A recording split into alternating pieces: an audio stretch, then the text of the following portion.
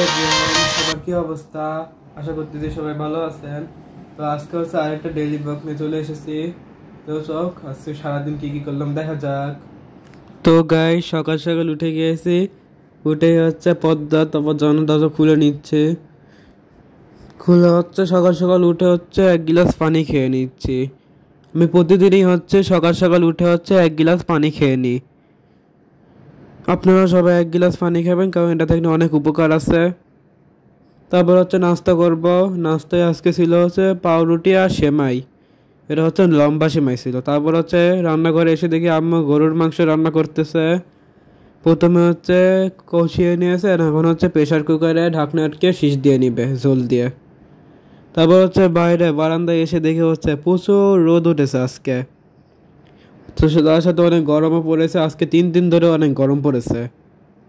রোদের জ্বালা রোদের অনেক তাপ। এখন হচ্ছে একটু রোদ কমে গিয়েছে ভিডিও করতে করতেই, আবারও রোদ বেড়ে গিয়েছিল।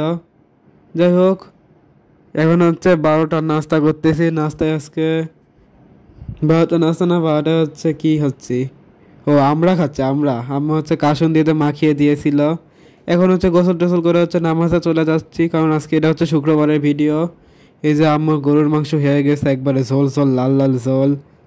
সাথে এই পাশে হচ্ছে আম্মু হচ্ছে কি করতেছে, সালাদ কাটতেছে, লেবু তারপর শসা টসা এগুলা কাটতেছে। আর পাশেই হচ্ছে গরম গরম ভাত।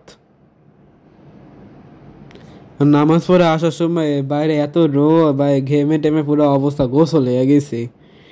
একটু রোদে মানে মেলা রোদ ছিল।